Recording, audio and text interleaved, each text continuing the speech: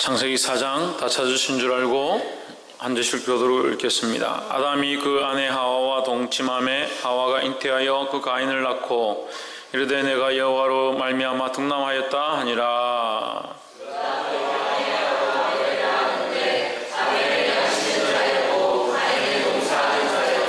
세월이 지난 후에 가인은 땅의 소산으로 제물을 삼아 여호와께 드렸고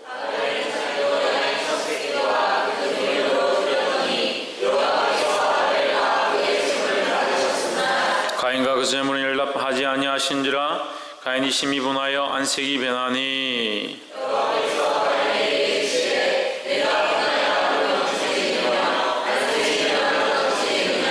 내가 선을 행하면 어찌 낯을 들지 못하겠느냐. 선을 행치 아니하면 죄가 문에 엎드리느니라. 죄의 소원은 내게 있으나 너는 죄를 다스릴지니라.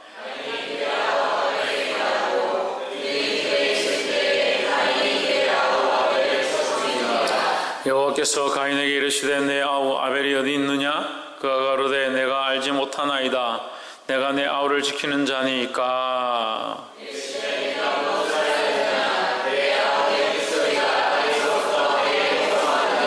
땅이 그 입을 벌려 내 손으로서부터 내 아우의 피를 받았은즉 내가 땅에서 저주를 받으리니.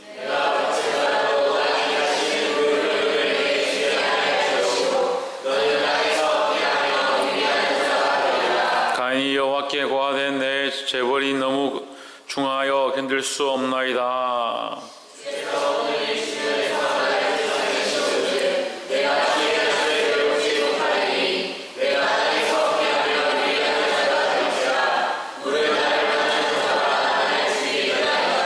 여호와께서 그에게 이르시되 그렇지 않다.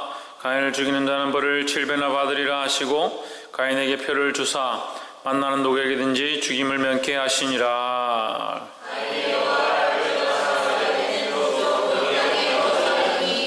아내와 동침하니 그가 잉태하여 에녹을 낳은지라.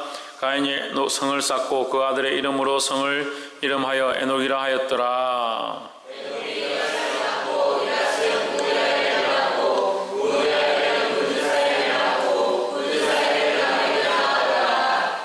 라멕이 두 아내를 취하였으니 하나의 이름은 아다요 하나의 이름은 실라며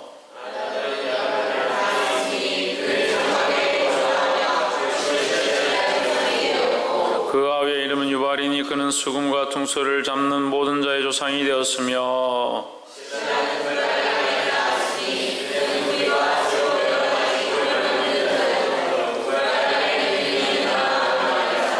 라멕이 아내들에게 이르되 아다와 실라며 내 소리를 들으라. 라멕의 아들이여 내 말을 들으라. 나의 창상을 인하여 내가 사람을 죽였고 나의 상함을 인하여 소년을 죽였도다.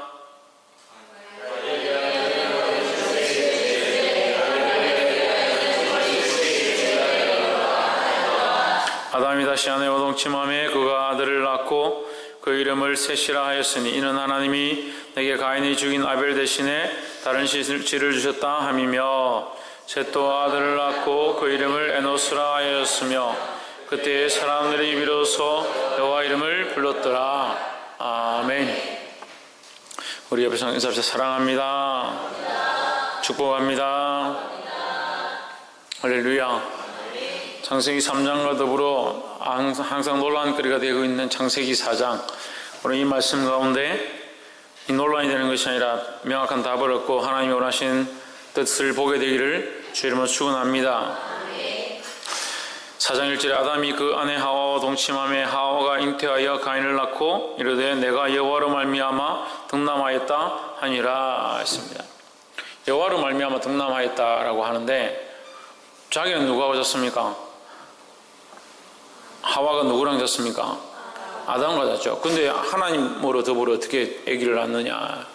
그 하나님께서 이 하와의 범죄함으로 하와에게 어떤 저주를 하십니까? 네가 자녀 해산의 고통을 가질 것이다. 그래서 해산하는 그 출산의 고통을 허락하시고 이 출산의 몫이 누구냐?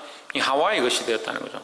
그러면 이게 한편으로 보면 고통이지만 거기에 또한 뭐가 있느냐?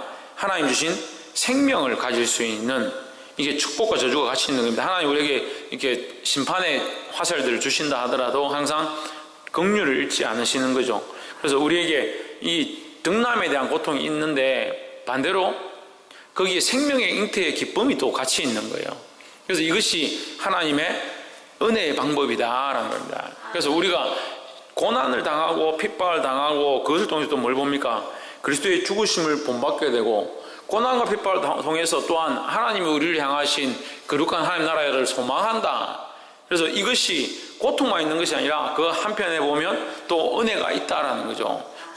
할렐루야. 그래서 이것이 하나님께서 우리에게 주신 은혜의 방편이다. 그래서 이제 심판을 통해서 우리가 넘어지기를 원하시는 것이 아니라 결국 그 안에 뭐가 있느냐 또한 발견하기 원하시고 하나님의 은혜를 알기 원하신다는 겁니다.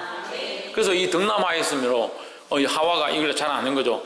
아이를 낳았는데 아이를 낳는 고통이 있었겠죠. 있었겠지만 그가 뭘 기뻐하느냐, 하나님께서 태어나게 하신 이 생명을 인해서 기뻐하고 하나님께 감사한다는 거예요.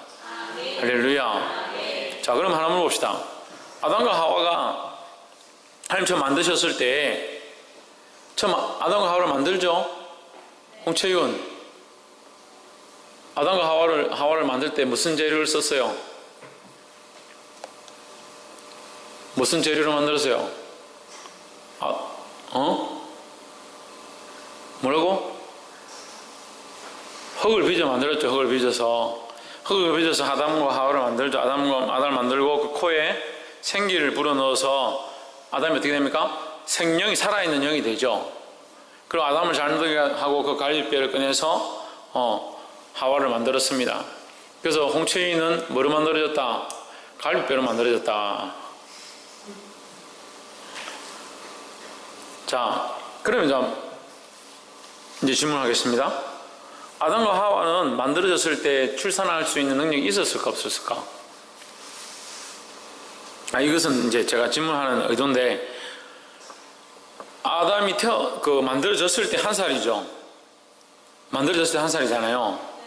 그 추방을 당했습니다. 추방을 당하고 나서 이제 출산을 했잖아요. 추방을 당하고 출산을 했잖아요. 그 전에는 이 생산의 방법이 어떻게 했을지는 몰라요. 아무도 모르는 거예요.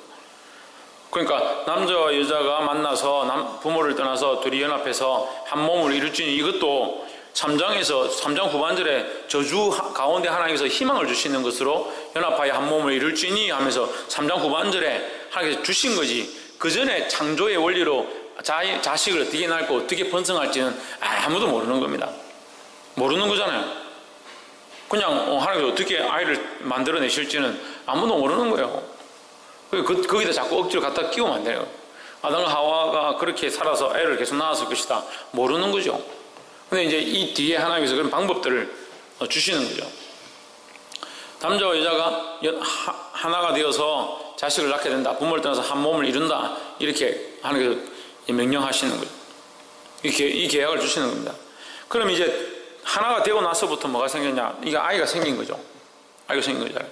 그러면 아담이 쫓겨나서 이제 진누가 전에 질문했는데, 아벨과 가인이 싸우는 게 아니고 가인이 아벨을 쳐 죽이고 나서 하나님께 제가 어디 가면 사람들이 나를 쳐 죽이지 않겠습니까? 이렇게 하니까 하나님께서 걱정하지 마라, 너에게 표를 주겠다, 이렇게 하고 보내시는데, 그 사람들이 뭡니까? 이렇게 묻잖아요. 근데 우리가 알 수 있는 건 여기 연대가 안 나오잖아요. 4장에는 연대가 하나도 안 나옵니다. 근데 5장에 보면 5장 3절에 아담이 130세에 누구를 낳았다? 5장 3절에 누구를 낳았다? 셋을 낳았죠. 그럼 가인과 아벨은 셋을 낳기 전이죠. 그러면 셋을 낳을 때 130세였습니다. 130세. 그렇잖아요. 셋을 낳을 때 130세입니다. 성경은 부분적 선택설을 씁니다. 부분적 선택설이라는 건 뭐냐면, 필요한 사람, 하나님께서 필요한 자를 기록한다는 거죠. 여기 필요한 자들을 기록한다는 거예요. 그 필요한 자가 아니고 아무나 다 기록하면 여기 얼마나 있어야 됩니까? 이 성경에. 홍채윤, 왜 그리 정신없노? 홍진호 자리 바꿔라.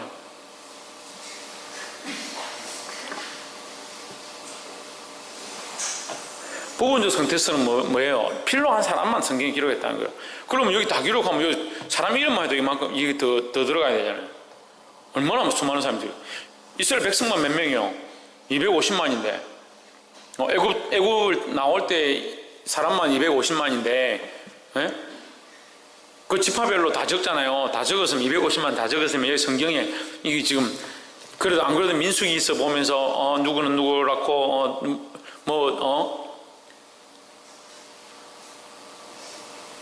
단 지파에 요셉 지파에 므낫세 지파에 몇 명이고 레위 지파에 몇 명이고 누가 누구를 내고 이렇게 하면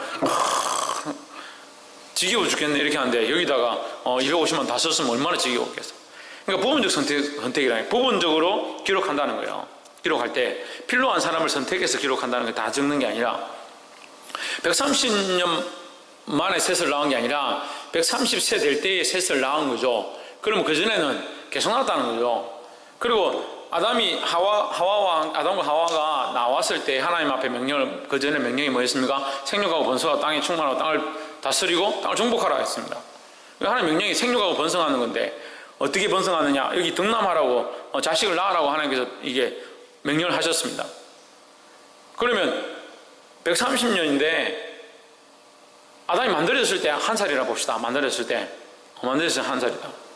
그런데 연대표를 쫓겨나서부터 이제 나이를 쳐야 되잖아요. 쫓겨나기 전에는 생명나무 가시를 먹고 있었으니까 나이를 칠 수가 없죠. 계속 영원히 사는데 영원에서 숫자를 매길 필요가 없는 거죠. 그래 이제 쫓겨나서 이제 이 땅에 살기 시작하면서 130세에 아이를 낳았다. 그럼 130세에 셋을 낳았다는 거죠. 쫓겨나서부터 한 살이라 봅시다. 쫓겨났을 때부터 한 살 때부터 아이를 낳을 수 있는 능력이 있어요, 없어요? 한 살 때부터 아이를 낳을 수 있는 능력이 있어요, 없어요? 있죠. 쫓겨났을 때부터 이미 이 건장한 몸으로 나온 거죠. 그럼 뭐 갓난아기 젖바는 아기로 하나님께서 창조하셔가지고 이렇게 선악과를 따먹으러 가가지고 이게 아장아장 기어가서 선악과를 따먹었을까? 그런 게 아니죠. 이게 성인으로 만드셨죠. 거기서 쫓겨났을 때에 이미 그가 장성한 자였다는 거죠. 그 130년 동안 그러면 커서 100년 동안 아이를 낳는 게 아니라 이미 쫓겨났을 때부터 장성하니까 130년 동안 아이를 낳을 수 있는 거죠. 130년 동안 1년에 한 명씩만 나오면 몇 명입니까? 130명이죠. 1년에 한 명씩만 나오면 쌍둥이는 없다. 아무리 건강해도 쌍둥이는 없다 치고 130년 동안 아이를 낳으면 130명. 생육하고 번성하고 땅에 충만하라고 하나님 명령하신 게 이미 있기 때문에 지금 여기는 아직까지는 하나님과 가까울 때요. 이 홍수 시대가 와서 하나님께서 내가 만들었으면 후회한다고 엎으실 때 그 전까지는 그래도 하나님과 이제 친밀함을 유지할 때요. 그러니까 4장 26절에서 그들이 비로소 여호와 이름을 불렀더라 이렇게 하면서 하나님의 이름을 부르고 하나님과 가까이 있는 그 백성들의 모양들을 보여주시는 거죠. 그 130년 동안 아이를 낳았다. 130명이죠. 130명이잖아요. 130명이 20년이 지나면 아이를 또 낳을 수 있습니다. 이때 뭐 직장이 있습니까? 뭐 S그룹이 있습니까? SK그룹이 있습니까? L그룹이 있습니까? 필요 없잖아요. 그냥 농사 짓고 양 키우고 뭐 살면 되니까 아이를 계속 낳는 거죠. 그러면 아담이 130명을 낳는 동안 가인과 아벨이 20년 만에 성인이 돼서 아이를 낳기 시작한다면 가인과 아벨은 110년 동안 아이를 낳는 거예요. 그러면 가인과 아벨만 아이를 낳았다 합시다. 그럼 몇 명입니까? 220명이죠. 가인과 아벨이 220명 낳잖아요. 220명. 220명이 가인과 아벨로부터 태어나고 아담으로부터 130명이 태어났어요. 그렇게 하면 몇 명입니까? 350명이죠. 계산이 안 됩니까? 350명이죠. 350명인데 가인과 아벨의 그 자식들이 그 밑에 어떻게 됩니까? 20년 뒤로부터 또 자식을 낳습니다. 이렇게. 이게 기하급수적으로 늘어나는 거죠. 130년이면요, 몇십만 됩니다. 몇십만. 이미 몇십만까지 갑니다. 아니, 이해가 안 돼요? 야곱이 12자식 데리고, 12아들 데리고 애굽에 들어가잖아요. 몇 년 있습니까? 애굽에 몇 년 있습니까? 예? 450년 있잖아요. 450년. 제가 기억하면 400년인가 450년인데 12명 데리고 들어가잖아요. 자식도 12 데리고 들어가잖아요. 나올 때 몇 명 나옵니까? 250만 나왔다니까요. 12명 데리고 들어가서 400년 되니까 12명 데리고 들어가서 400년 지나니까 250만이 되더라. 그 2명이 130년이 됐다. 몇십만이 되는 거예요. 그게 어마어마한 숫자죠. 그러니까 사람들이 그만큼 안 됐다 하더라도 그만큼 몇십만까지 안 됐다 하더라도 몇만 원 되는 겁니다. 130년이 되면 벌써 몇만 명이 되는 겁니다.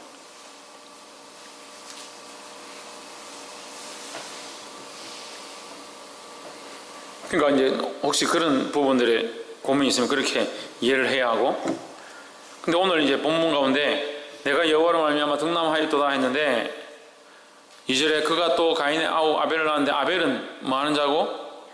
양치는 자고 가인은 농사 짓는 자더라 했는데, 이걸 가지고 이제 가인과 아벨이 하나님 앞에 소산을 드립니다. 제물을 드립니다. 제사를 드리는 거죠. 3절에 4월이 지난 후에 가인은 땅의 소산으로 제물을 삼아 여호와께 드렸고, 4절에 아벨은 자기도 양의 첫 새끼와 그 기름으로 드렸더니 여호와께서 아벨과 그 제물을 연락하셨으니 했습니다.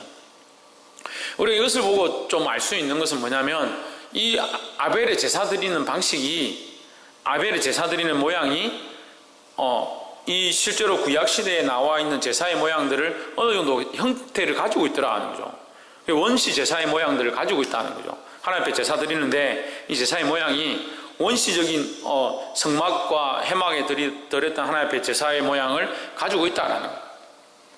그럼 우리가 이게 물론 이제 뭐 그 이상을 생각할 필요는 없겠지만, 상식적으로 좀 생각할 수 있는 것은 하나님께서 그들에게 하나님 앞에 어떻게 드리는지, 드리는 방법에 대해서 가르쳐 주셨을 것이다 생각합니다.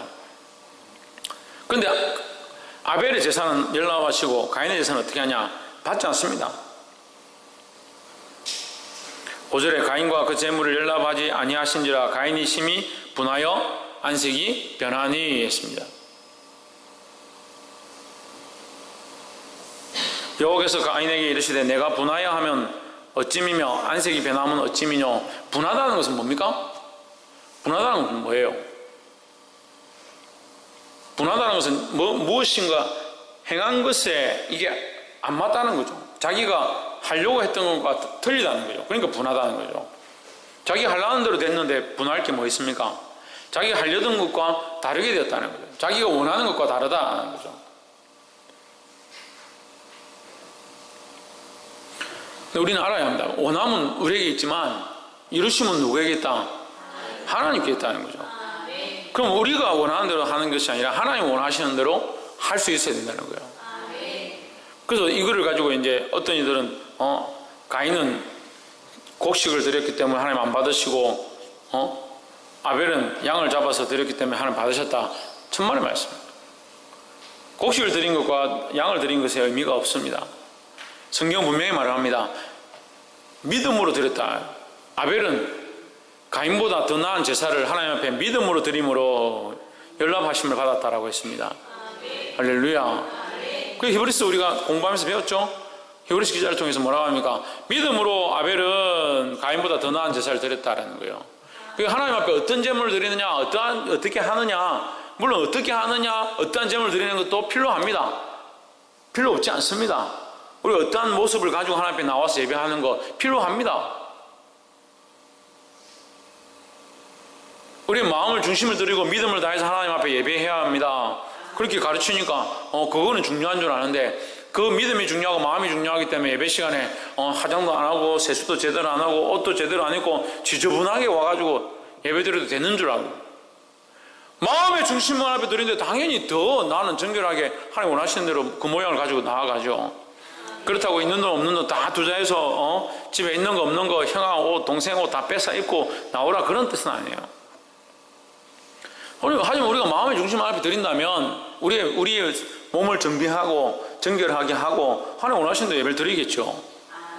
그래서 그것이 믿음에서 발휘한 것이다. 그리고 결국 믿음으로 말미암아, 그 마음의 믿음으로 말미암은 이 결과가 선하지 못하니까 믿음으로 이것을 하지 않았기 때문에 이 자기가 원하는 대가가 이루어지지 않은 거예요. 무슨 말입니까? 믿음으로 이것을 행했으면 하나님께서 이것을 응답하실 때 그의 믿음을 보고 응답하셨을 건데, 그거 믿음으로 하지 않았기 때문에 그것의 응답이 이 믿음에서 발휘한 결과가 나오지 않은 거죠. 그러니까 이 분냄이 있는 겁니다. 7절에 내가 선을 행하면 어찌 낯을 들지 못하겠느냐, 선을 행치 아니하면 제가 문에 엎드리느니라 하십니다.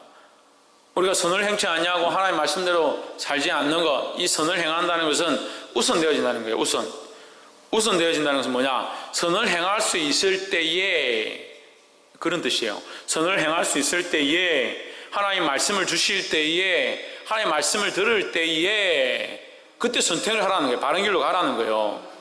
하나님 우리에게 말씀을 주시고 바른 길을 가르쳐주시고 선한 길들을 가르쳐주시는데 그 길로 가지 않으면 뭐가 엎드린다? 죄가 네 문 앞에 엎드린다는 거예요. 우리가 하나님의 말씀을 듣고 이렇게 가는 것이 옳은 줄 알고 이렇게 사는 것이 하나님 기뻐하시는 줄 아는데 그것을 돌아서서 지키지 않으면 그 문 앞에 뭐가 기다리고 있느냐? 죄가 기다리고 있다. 이미 말씀을 듣지 아니하고 자기 길로 가려고 하는 것이 뭘 선택한 거냐? 죄를 선택한 거죠. 보게 되기를 주의 이름으로 축원합니다. 죄의 소원은 내게 있으나 너는 죄를 다스릴지니라 했습니다. 죄의 소원이 뭐냐? 죄가 너를 원하나 죄의 소원은 내게 있으나 죄는 너를 잡아서 넘어뜨리기 원한다. 이게 앞에 이제 3장에서도 봤죠. 사단이 결국 아담과 하와를 넘어뜨리려 하는 거죠. 하나님과의 관계를 단절시키려고 하는 거죠. 가인에게도 마찬가지로 죄가 너의 생명을 취하려고 하고 너를 망하게 하려고 하지만 너는 죄를 다스릴지니라 했는데 결국 못 다스리는 거죠. 그래서 어떻게 합니까? 아벨을 돌로 쳐 죽입니다. 9절에 여호와께서 가인에게 이르시되 내 아웃 아벨이 어디 있느냐? 그가 가로되 내가 알지 못하나이다. 내가 내 아우를 지키는 자니까. 누구를 지키는 자니까? 내 아우를 지키는 자니까. 이거 무슨 말이에요? 이게 홍채윤, 이게 참말이야 거짓말이야? 참말이라고? 거짓말이라고? 니도 닮았나? 왜 말을 안 하냐? 참말이냐? 참말이면 오른손, 거짓말이면 왼손. 거짓말이지, 거짓말. 내가 알지 못하나이다. 내가 내 아우를 지키는 자니까. 거짓말은 누구가 기뻐하는 거예요? 사단이 기뻐하는 거죠. 사단이 거짓말의 앞이라는 거예요. 거짓말의 앞잡이라는 거죠.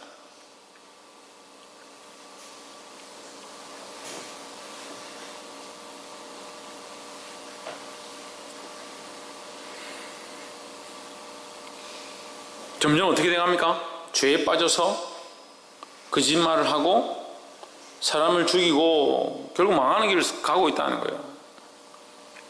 보게 되기를 주의 이름으로 축원합니다. 그 가인의 그 피를 흘림, 가인이 피를 흘렸다. 누구의 피를? 아벨의 피를 흘렸다. 가인이 이 피를 흘려서 자기는 살았죠. 아벨을 죽였으니까. 죽이고 자기는 살았습니다. 여기 보면 14절에 주께서 오늘 이 지면에서 나를 쫓아내시온즉 내가 주의 낯을 배웁지 못하리니 내가 땅에서 피하며 유리한 자가 될지라 물은 나를 만나는 자가 나를 죽이겠나이다. 하나님 앞에 회개하고 지금 용서해달라고 해야 되는데 하나님께서 그 죄를 다 아시고 네가 죽인 그 아벨의 피가 땅에서 나에게 소리하는도다 그렇게 하는데도 하나님 회개할 마음이 없습니다. 가인이 돌이키지 않는 거죠. 오히려 뭐합니까? 자기 살궁리만 생각하는 거죠. 다른 사람이 나를 죽이지 않겠습니까? 자기 살도리만 방구하는 겁니다. 그게 뭐예요? 이게 죄의 모습들이라는 거예요. 죄의 모습들. 자기밖에 모르는 거죠. 자기밖에. 하나님의 사랑을 모르고 하나님의 사랑을 나누지 못하고 생명을 살리는 것을 위해서 살지 않는다는 거예요.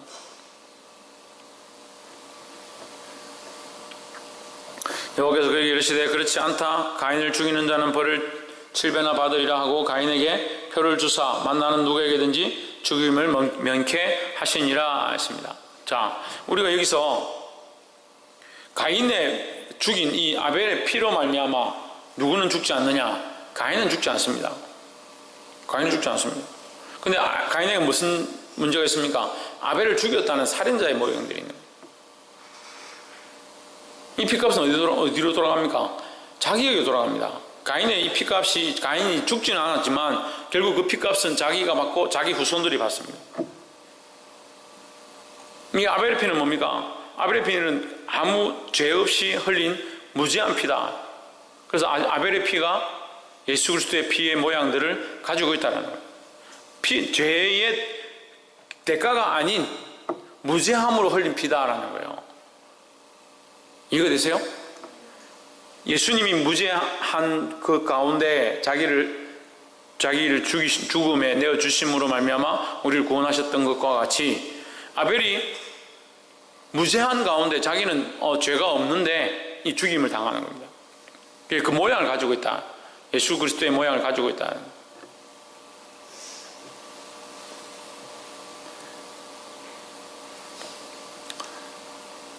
이 아벨과 가인의 이 극명한 차이가 우리가 볼 수 있죠. 그래서 이것을 오른손과 왼손이라 볼 수 있습니다. 오른편의 선자와 왼편의 선자. 그럼 가인은 뭡니까? 살인자고, 생명을 빼앗는 자고, 죽이는 자죠. 아벨은 뭡니까? 살리는 자이고, 생명을 일으키는 자. 할렐루야. 그 아벨은 믿음으로 서서 하나님 앞에 나아가고 그 자기의 피 흘림으로 차라리 가인을 살리는 자리 가운데 있다라는 거예요. 그래서 이 아벨의 죽음으로 말미암아 이 오른편의 선자 그 계보가 끊어질 것 같으니까 하나님께서 누구를 보내시냐? 셋을 보내시는 거죠. 이 셋으로 말미암아 어떻게 됩니까? 예수 그리스도가 나시는 거죠. 그래서 이것을 믿음의 계보를 하고 이것은 인간의 저주의 계보다 볼 수 있습니다. 그 가인의 그 계보를 한번 봅시다. 16절에 가인이 여호와의 앞을 떠나 나가 에덴 동산 롯 땅에 거하였더니 아내와 동침하니 그가 잉태하여 에녹을 낳은지라. 가인이 성을 쌓고 그 아들의 이름으로 성을 이름하여 에녹이라 하였더라 했습니다. 이 에녹은 우리가 말하는 그 하나님과 동행하는 에녹이 아닙니다. 그렇게 살고 있는데 자 여기 19절에 라멕이 나오죠. 라멕이 두 아내를 취하였으니 하나의 이름은 아다요 하나의 이름은 실라며 했습니다. 여기서 라멕이 두 아내를 취하면서 이 타락한 모습들을 보이기 시작하는 거예요. 그 인간적인 모습들을 가지고 육신을 즐기고 세상의 정욕들을 쫓아가는 모습이 이제 두각되기 시작하는 거예요. 드러나기 시작하는 거예요. 이 누구의 계보입니까? 가인의 계보죠. 그러니까 여기서 얘기하지만 아담에게서부터 이미 죄의 본성으로 쫓아가는 인간들의 모습과 하나님이 그들을 그래도 긍휼히 여기셔서 그들 안에 자비를 베푸신 아벨과 셋의 혈통으로 이렇게 연결되어지게 되어 있다는 거예요. 나눠줬습니다.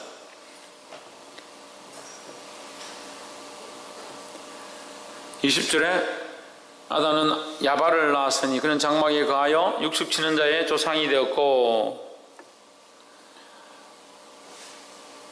22절 실라는 두발가인이 낳았으니 그는 동철로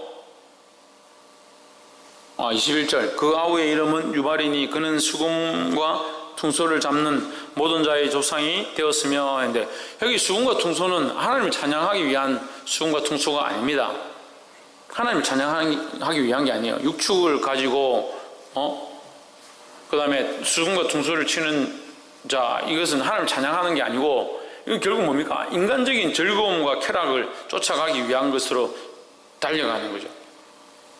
22절에 실라는 두발가인을 낳았으니 그는 동철로 각양 날카로운 기계를 만드는 자요 두발가인의 누이는 나아마였더라 했습니다.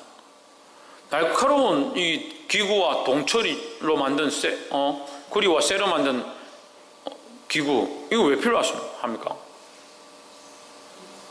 이거 왜 필요하겠어요? 날카로운 기구를 왜 만들겠습니까? 죽이기 위한 거죠. 죽이기 위한 거. 그래서 결국 이 가인의 그 혈통에서 가인의 이 범죄함으로 말미암아 그 혈통에서 뭐 어떤 자들이 나느냐? 살인자들이 나는 거예요. 그래서 이제 인간들이 이제 살인하기 시작하고 죽이기 시작하고 빼앗기 시작하고 그래서 빼앗아서 뭐 하냐? 자기들의 쾌락을 즐기고 자기들이 하고 싶은 대로 살기 시작하는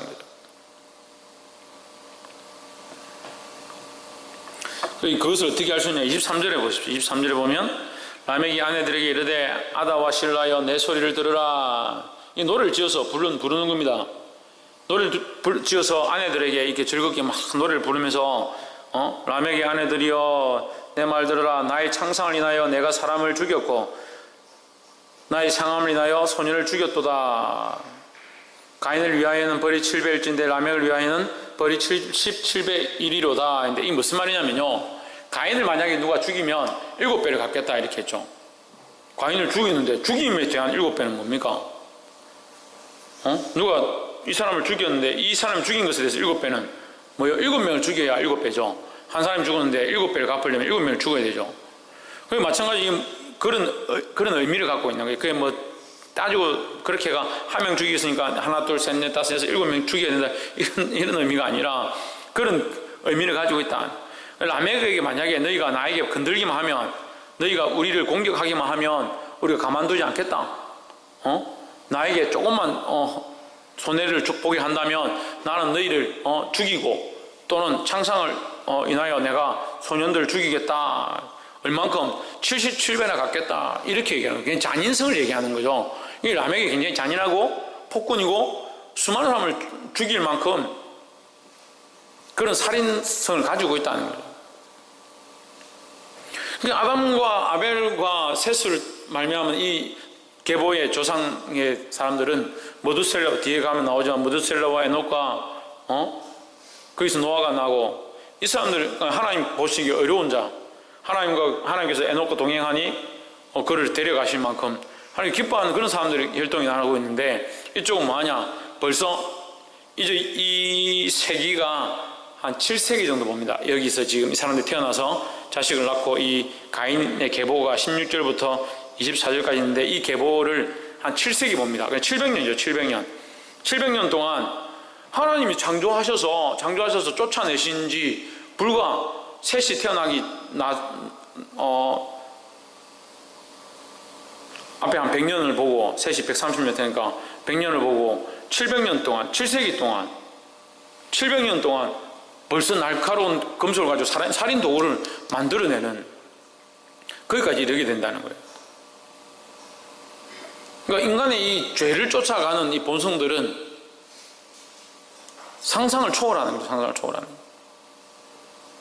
그래서 그것이 자기를 위한 것처럼 이게 막 포장을 하고 자기를 보호하기 위한 것처럼 막 이렇게 얘기를 하는데, 실제로는 이 가인이 속아서 죄에 져서 죄가 그 문 앞에 엎드렸을 때 자기가 그것을 다스려야 되는데 다스리지 못하고 자기가 죄에 굴복해서 제가 원하는 대로 쫓아가는 겁니다. 선생님, 뭘 쫓아간다고?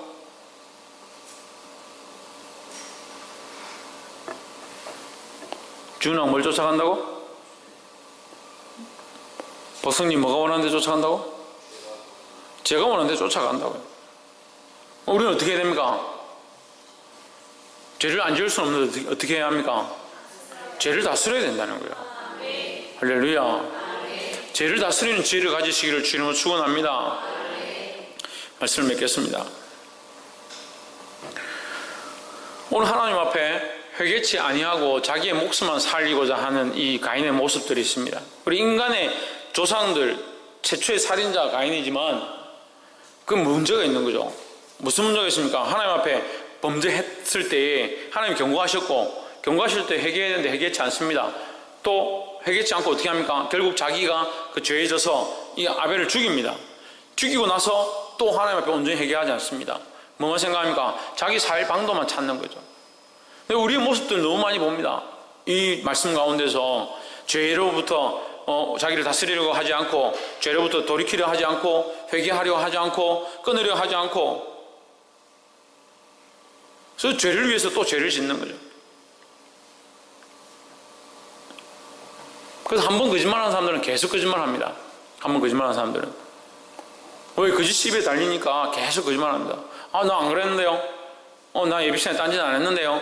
말씀 잘 들었는데요. 안 웃었는데요. 그렇게 하는 거예요.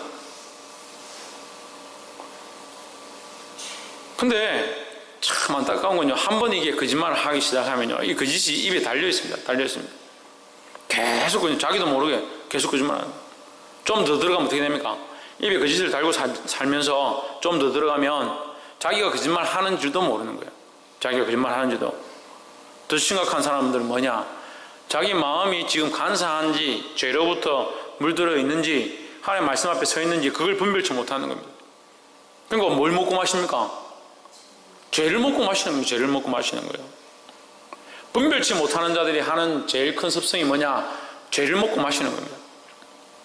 그래서 주의 성찬에 참여할 때 뭐라고 합니까? 자기를 깨끗이 해서 하나님 앞에 정결함으로 나아가라. 그렇지 않으면 너희가 죄를 먹고 마십니다. 하나님 앞에 정결함을 얻고 주님 앞에 자기를 발견하고 자기 죄인됨을 알고 눈물로 회개하면서 나아가는 사람 다를 게 없습니다. 서로 사람이 다를 게 없습니다. 하지만 그 죄를 깨닫고 하나님 앞에 예수님의 죽으심을 나를 위해 죽으심을 알고 그 피 흘리심을 나를 위해 피 흘리심을 알고 나의 연약한 모습, 간사한 모습, 내 겉과 속이 다른 모습, 나의 이 거짓말하는 모습들을 하나님 용서해 주십시오 하고 나아가는 자는 죄를 먹고 마시는 것이 아니라 그리스도의 피로 정결함 없는 자리가 가는 거죠. 그런데 반대로 그걸 모르는 사람은 어떻게 됩니까? 죄를 먹고 마시는, 자기 죄를 먹고 마시는 거예요. 여전히 죄 가운데 있는 겁니다. 자기가 죄를 짓는지 모르고 그것을 마시기 때문에 죄의 정결함을 얻는 게 아니고 계속 그 일만 하고 있는 거죠. 우리 삶도 마찬가지예요. 삶 가운데 하나님의 말씀을 듣고 내가 죄인인 줄 알고 죄를 깨닫고 제가 문 앞에 엎드리는 줄 안다면 그 즉시로 회개해야 되는 거예요. 그렇지 아니하면 계속 죄를 짓고 죄가 내 안에 들어와서 내 주인이 되고자 하는 거예요. 그 나만 죄로 빠지는 것이 아니라 그 가인과 가인의 후손들이 7세기 8세기가 이르기 전에 이미 살인자들로 많은 동족을 죽이는 자들로 세워진 것처럼 우리로 말미암아 은혜의 강이 흘러가고 생명의 강이 흘러가서 나뿐만 아니라 내 자식과 내 친족과 내 곁에 있는 모든 사람들이 생명을 살리는 역할들 가운데 쓰임받는 게 아니라 이 거짓의 앞잡이처럼 되어서 나도 거짓을 뱉을 뿐만 아니라 나로부터 태어나는 영혼들, 실제로 내 육체에서 태어나는 자들, 나와 관련해 있는 자들이 생명으로 나아가는 게 아니라 죽음으로 나아가는 것들을 목격하게 된다는 거예요. 얼마나 비참합니까? 가인이 한 명을 죽였는데 라멕은 뭐라고 합니까? 난 77배를 죽이겠다. 그런 얘기를 하는 거예요. 그럼 어떻게 해야 합니까? 어떻게 해야 합니까? 지금 돌이켜야 합니다. 지금. 시작부터 하지 않으면 되죠. 시작 언제부터 했는데요? 젖발 때부터 했는데 젖발 때부터 젖 안 넣으면 젖꼭지 물고 땡깡 쓰고 기저귀 안 갈아준다고 울어샀고 동생이 자기 전 먹는다고 동생이 쥐 꼬집고 젖발 때부터 했는데 그걸 어떻게 다 우리가 그때부터 돌이키겠습니까? 거기 갈 수 없죠.